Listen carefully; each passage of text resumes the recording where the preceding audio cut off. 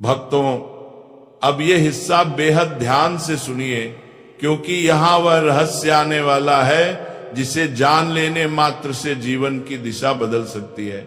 हमारे घरों में तुलसी माँ का पौधा साधारण पौधा नहीं होता, वह स्वयं शुद्धता, समृद्धि, सौभाग्य और लक्ष्मी कृपा का द्वार होता है। लेकिन दुख की बात है कि बहुत सारे लोग रोज तुलसी को जल तो देते हैं, लेकिन उससे जुड़ा असली रहस्य, असली विधान, असली मंत्र नहीं जानते। इसलिए पूरी पूजा करने के बाद भी जीवन में मन चाहा फल नहीं मिलता, धन आकर भी रुकता नहीं, बरकत टिकती नहीं, और घर में वह स्थिर सुख नहीं आता जिसकी तलाश हर इंसान करता है। भक्तों, एक बात समझ लो, तुलसी पौधा सिर्फ पौधा नहीं, हमारी किस्मत का पहरा है। तुलसी को जल देना सिर्फ पानी चढ़ाना नहीं, भाग्य को सक्रिय करना है। लेकिन तुलसी को जल देते समय सही शब्द बोले जाएं, तभी मां लक्ष्मी प्रसन्न होती हैं और सौभाग्य घर में प्रवेश करता है। पुराणों में वर्णन है, एक दफा जब भगवान विष्णु शयन कर रहे थे, तब माता लक्ष्मी उनके पास आई और उन्होंने पूछा, स्वामी, लोग तुलसी मां को जल तो देते हैं, पर असली फल किसे मिलता है और क्यों? तब भगवान विष्णु मुस्कुराए और बोले, हे देवी, तुलसी मां को जल देने का असली चमत्कार तब होता है जब जल चढ़ाते समय इंसान अपने मुख से 3 दिव्य शब्द बोलता है। ये 3 शब्द सामान्य नहीं, ये वही शब्द हैं जो मां लक्ष्मी को चलकर घर में प्रवेश करने पर मजबूर कर देते हैं। माता लक्ष्मी ने विनम्र स्वर में फिर पूछा, स्वामी, मुझे जल चढ़ाने का महत्व तो आप बता चुके, लेकिन इसे जल चढ़ाना कैसे है और कौन से 3 शब्द हैं जो मनुष्य की मनोकामना पूर्ण करते हैं? तब भगवान विष्णु बोले, हे देवी, तुलसी को जल चढ़ाना तभी फल देता है जब उसमें प्रेम, श्रद्धा और सही मंत्र हो। बिना मंत्र के जल चढ़ाना वैसा है जैसे दीपक जलाकर बाती न रखना, प्रकाश नहीं मिलेगा। तब विष्णु भगवान ने आगे कहा, तुलसी मां को जल देने के दौरान बोले गए 3 शब्द मनुष्य के जीवन से दरिद्रता, भय, बाधा और दुर्भाग्य को काट देते हैं। वही शब्द धन, सौभाग्य, सुख, शांति और लक्ष्मी कृपा को जीवन में स्थिर कर देते हैं। भक्तों, आप सोचिए, अगर भगवान विष्णु स्वयं कह रहे हैं कि 3 शब्द बोलने से सौभाग्य घर में प्रवेश करता है, तो ये कितना बड़ा रहस्य होगा। और सुनने मात्र से भी पाप नष्ट हो जाते हैं, फिर रोज बोलने से क्या नहीं होगा। भगवान विष्णु आगे कहते हैं, जो भी व्यक्ति रोज तुलसी मां को जल देते समय इन 3 शब्दों को बोल देता है, उसके भाग्य के बंद दरवाजे खुल जाते हैं, उसके जीवन से कंगाली मिट जाती है, धन, सम्मान, तरक्की और खुशी उसके कदम चूमने लगते हैं, उसके पाप कट जाते हैं और घर में अशांति समाप्त हो जाती है। ऐसा व्यक्ति कभी गरीब नहीं हो सकता। इतना सुनकर माता लक्ष्मी बोली, हे प्रभु, कृपया पहले इस चमत्कारी मंत्र का महात्म्य सुनाइए ताकि मैं पूरी भावना के साथ इसे सुन सकूं। तब भगवान विष्णु ने एक कथा के माध्यम से इस मंत्र का महत्व सुनाना शुरू किया। और भक्तों, ये वही कथा है जहां वह दिव्य मंत्र प्रकट होने वाला है। वह मंत्र सिर्फ 3 शब्दों का है, लेकिन उसकी शक्ति 1000 वर्षों की पूजा पाठ के बराबर है। दक्षिण में एक अत्यंत शोभायमान नगरी थी। उस नगरी में रमेश नाम का एक खोटी बुद्धि का ब्राह्मण रहता था। पापियों का तो वह शिरोमणि था। उसका जन्म एक ऐसे ब्राह्मण परिवार में हुआ था जो पाप कर्म करने वाले शास्त्र ज्ञान से शून्य थे। वह जन्म से तो ब्राह्मण था, किंतु कर्म से वह अत्यंत दुराचारी था। वह न पूजा पाठ करता, न ध्यान करता, न जप, न हवन और न ही मेहमानों का सत्कार करता था। उसके द्वार पर आए मेहमानों को बिना दान किए ही क्रूरता पूर्वक भगा देता था। स्त्री लंपट होने के कारण वह सदैव ही पराई स्त्रियों में आसक्त रहता था। उसे मदिरापान करने की भी आदत थी। साथ ही वह मांस खाया करता था। वह दिन में खेत में काम करके पत्ते बेचकर जीविका चलाया करता था और रात में वेश्याओं का सेवन करता था। इस प्रकार से उसे ब्राह्मण ने अनेक वर्षों तक जीवन व्यतीत किया। फिर एक दिन वो दुर्बुद्धि रमेश बेचने के लिए पत्ते इकट्ठा करने के लिए एक रस्सी की वाटिका में घूमने लगा और पत्ते तोड़ने लगा। तभी एक काल रूपधारी काले सर्प ने उसे ब्राह्मण को काट लिया और उसी समय पर उसकी मृत्यु हो गई। उसके बाद 2 यम के दूत उसे लेने के लिए उस स्थान पर प्रकट हुए और उसे उठाकर यमलोक ले जाने लगे। मार्ग में वो यम दूतों के सामने बहुत विलाप करने लगा, हे दूत, मुझे कहां ले जा रहे हो? मुझे छोड़ दो, मेरे प्राण बख्श लो। किंतु यमदूत उसे ये कहते हुए ले जाने लगे, अरे दुष्ट ब्राह्मण, तेरे पाप कर्मों के कारण तुझे सांप ने काट लिया है। अब यमदेव तुझे अवश्य घोर नरक में डाल देंगे। फिर यम के दूत उसे ब्राह्मण को लेकर यमलोक पहुंचते हैं और यमदेव के सामने खड़े हो जाते हैं। चित्रगुप्त उससे ब्राह्मण का लेखा जोखा निकालते हैं और यमदेव से कहते हैं, हे धर्मराज, इस ब्राह्मण ने बचपन से लेकर मृत्यु तक पाप ही पाप किया है, इसने कभी कोई पुण्य का काम नहीं किया है। फिर धर्मराज अपने दूतों से कहते हैं, हे दूतों, इस घोर पाप करने वाले ब्राह्मण को उठाकर ले जाओ और उसे नरक में डाल दो। फिर यम के दूत उसे ब्राह्मण को ले जाते हैं और नरक की भयंकर अग्नि में धकेल देते हैं। अनेक वर्षों तक नरक में सजा भुगतने के बाद उस ब्राह्मण को दूसरे जन्म में एक बैल का शरीर मिलता है। बैल का जन्म पाकर वह बोझ उठाने का काम करने लगा। उसका मालिक उससे दिन रात काम करवाने लगा। फिर जब उस बैल की शक्ति कम हुई तो उसके मालिक ने उसे एक लंगड़े आदमी को बेच दिया। उस लंगड़े आदमी ने उस बैल को खुद का बोझ उठाने के लिए उपयोग किया। वो उसकी पीठ पर बैठकर घुमा करता था। इस प्रकार से उस बैल ने 8 वर्ष तक उस लंगड़े आदमी का बोझ उठाया। फिर एक दिन वह लंगड़ा आदमी उस बैल की पीठ पर बैठकर किसी ऊंचे पर्वत पर जाने लगता है। उस पर्वत पर बहुत देर तक चढ़ने के कारण वो बैल बहुत थक गया, उसकी शक्ति क्षीण हो गई और कुछ समय बाद वह बैल बहुत जोर से मूर्छित होकर जमीन पर गिर पड़ा और अंतिम सांसें लेने लगा। तभी वहां पर खड़े लोगों को उस बैल पर बड़ी दया आ गई और वे उसके मुख बात कर देखे मूर्छित होकर में पानी डालने लगे। फिर उन लोगों में एक पुण्य आत्मा व्यक्ति था।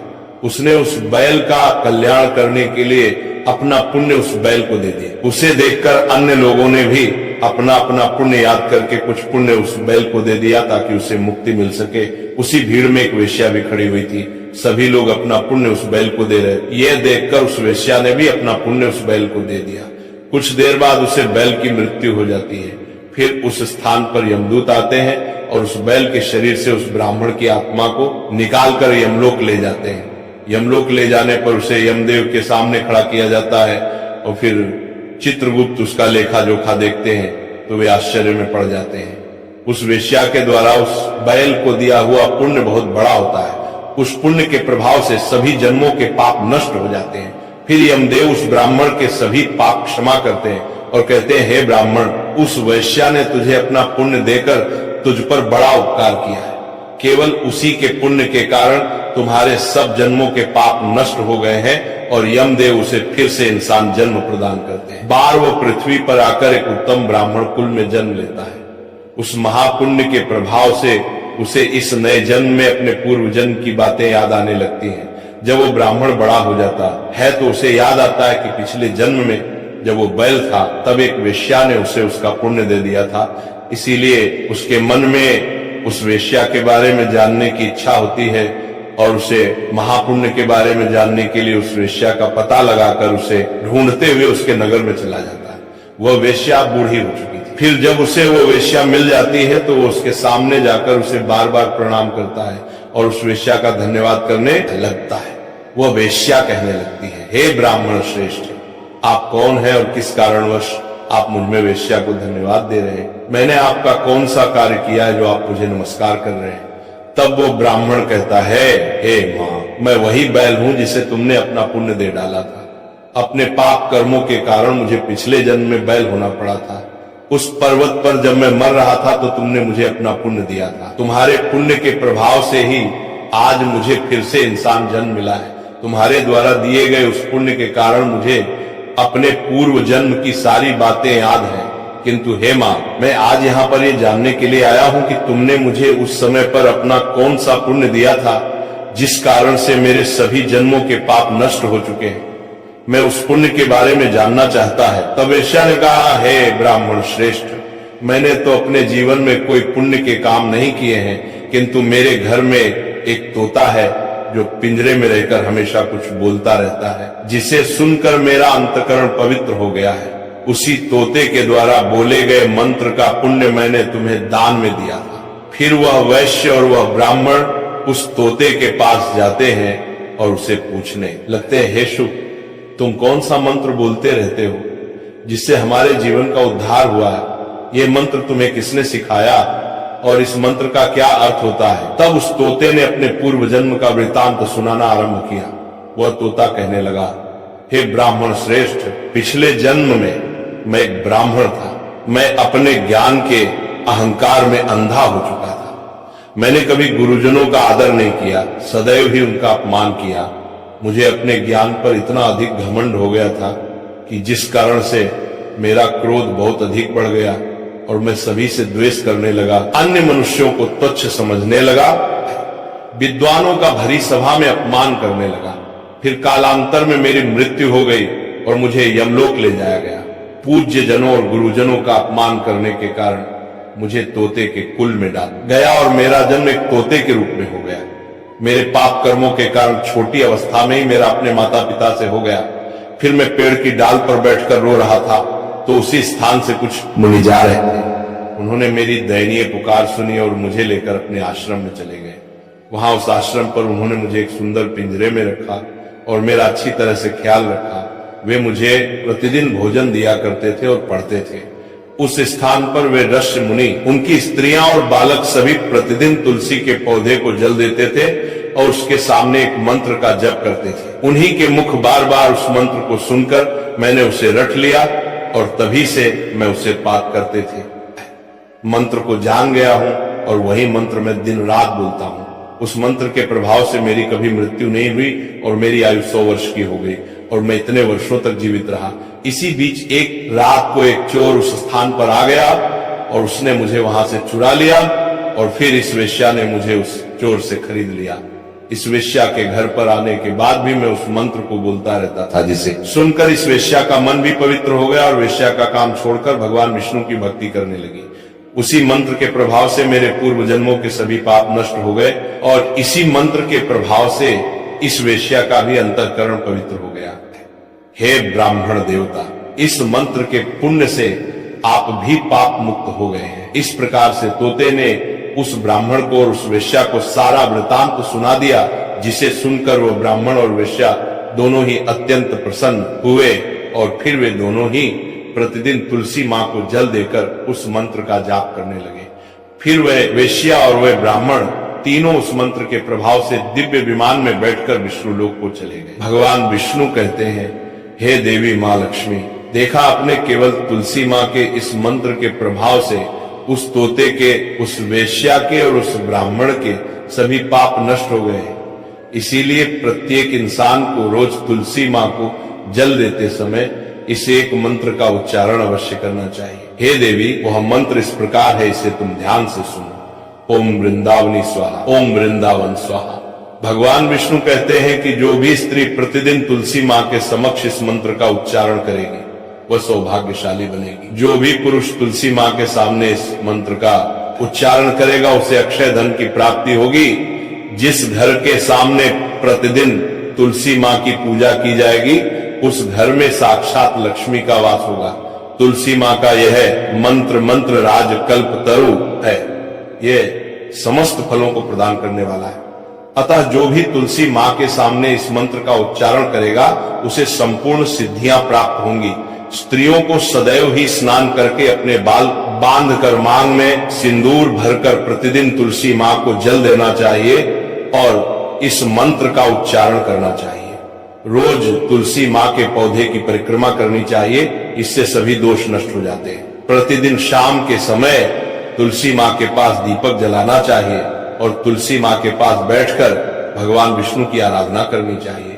तुलसी मां के पास दीपक जलाने से इंसान को धन धान्य की प्राप्ति होती है। हजारों अमृत के घड़ों से नहलाने पर भी श्री हरि को उतनी तृप्ति नहीं होती जितनी वे मनुष्यों के द्वारा तुलसी मां का एक पत्ता चढ़ाने से प्राप्त करते हैं। 10,000 गाय के दान से मानव जो फल प्राप्त करता है वही फल तुलसी मां पत्र के दान से पा लेता है जो मृत्यु के समय अपने मुख में तुलसी मां पत्र का जल पा जाता है, वो संपूर्ण पापों से मुक्त होकर भगवान विष्णु के धाम जाता है। भगवान विष्णु कहते पूर्णिमा, अमावस्या, द्वादशी और सूर्य संक्रांति के दिन मध्याह्न काल, रात्रि और अशौच के समय तेल लगाकर बिना स्नान किए अथवा बिना हाथ पैर धोए रात्रि के वस्त्र पहनकर तुलसी मां के पत्र तोड़ता है, वह महापाप होता है। श्राद्ध, व्रत, दान, प्रतिष्ठा तथा देव पूजा के लिए तोड़े हुए तुलसी मां पत्र बासी होने पर भी 3 रात्रि तक पवित्र ही रहते हैं। तुलसी मां का एक एक पत्ता न तोड़कर पत्तियों के साथ अग्रभाग को तोड़ना चाहिए। तुलसी मां की मंजरी सब फूलों से बढ़कर मानी जाती है। मंजरी तोड़ते समय उसमें पत्तियों का रहना भी आवश्यक माना गया है। पूज्य भाव से पौधे को हिलाए बिना तुलसी मां के अग्रभाग को तोड़ना चाहिए, इससे पूजा का फल लाख गुना बढ़ जाता है। तुलसी मां के पत्तों को कभी नाखून से नहीं तोड़ना चाहिए, इससे पाप लगता है। रात्रि में तुलसी मां के पौधे को स्पर्श ना करें अथवा उसके पत्ते ना तोड़े, ऐसा